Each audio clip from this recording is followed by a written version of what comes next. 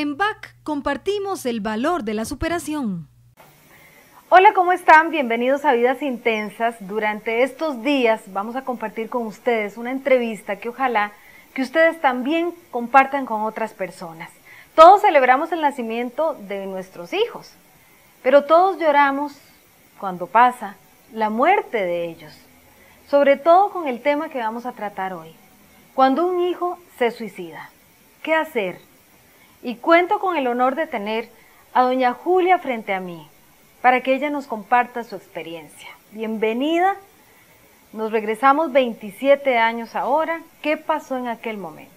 Yo estaba fuera del país y entonces él estaba castigado porque no había sacado una buena nota y los dos cumplíamos años, uno en octubre y el otro en noviembre, entonces teníamos un viaje a Estados Unidos de regalo, pero como él se quedó lo castigué y me fui con el menor nada más. Entonces cuando yo llamé por teléfono el día anterior a que yo regresara, le dije, llego en tal vuelo, avísele a su papá para que me vaya a recoger al aeropuerto.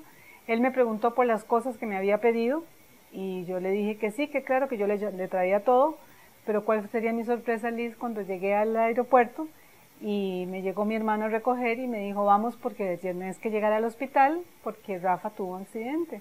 Y yo le dije, ¿qué fue? Cuando agarró el carro, lo que uno se imagina con un niño de 14 años, ¿verdad?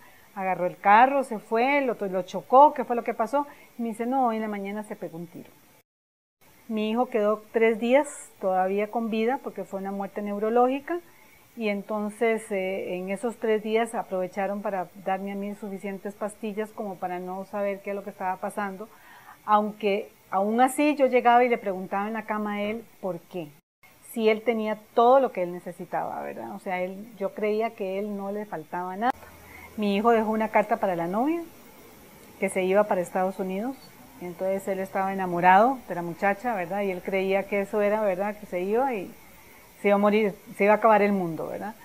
Pero sí, quedan muchas preguntas sin respuestas totales. ¿Cuál fue esa primera reacción? ¿Qué pasa por la mente de una madre? Desde ese entonces, lógicamente, como comprenderás, el shock, la ira, el enojo, el preguntarse qué hice, qué no hice, por qué lo hizo, en qué fallé como madre, en fin, hay un montón de cuestionamientos que uno se hace, ¿verdad? La muerte de su esposo, doble duelo. ¿Qué pasa? ¿Cómo lo maneja usted? Ese duelo mío del papá y mi hijo duraron, el primer año no lo hice porque estaba empastillada, pero el segundo año ya empecé con el duelo. Y lo que más hice fue averiguar por internet acerca del suicidio.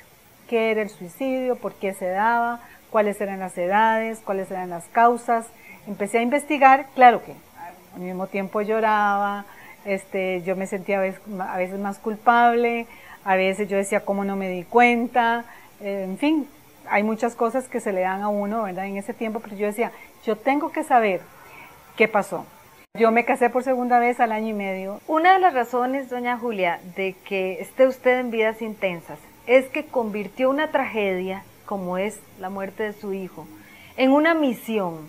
Háblenos de eso. ¿Cómo nace la Fundación Rescatando Vidas?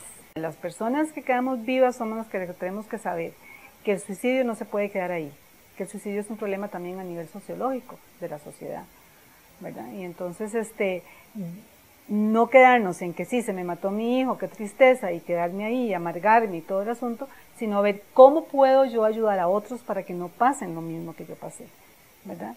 Es decir, es sentir aquella empatía. Cuando a mí me empezaron a llamar a decirme que mi hijo ve esto y lo otro, yo decía, ¿cómo les ayudo para que no les pase lo mismo?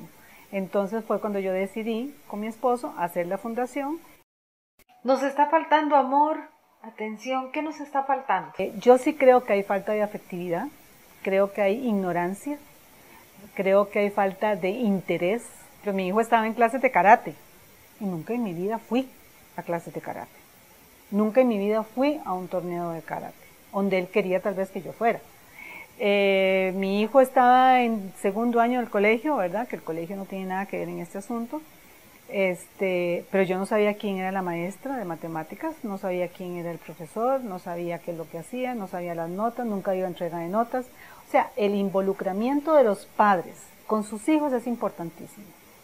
Que ellos se den cuenta que ellos les interesan a los padres. Nadie se da cuenta de lo que necesita el adolescente. Todo el mundo se queja de ellos. De todos los padres se quejan. Donde dice 14 años, ¡ay Dios! ¿Verdad? Ya me llegó a los 14 años. Pero nadie se da cuenta de nada más, de lo que ellos necesitan. Doña Julia, mi admiración, respetuosa y de verdad sincera por la fortaleza que usted ha tenido y por compartir con los demás y con nosotros este testimonio. Muchísimas gracias. Si usted está en una situación similar a la que sucedió en la vida de doña Julia, no dude en buscar la Fundación Rescatando Vidas al teléfono que aparece en este momento o a la dirección electrónica que también estamos poniendo en este momento. Rescate usted su vida también. Muchísimas gracias, doña Julia, y muchas gracias a ustedes. En BAC compartimos el valor de la superación.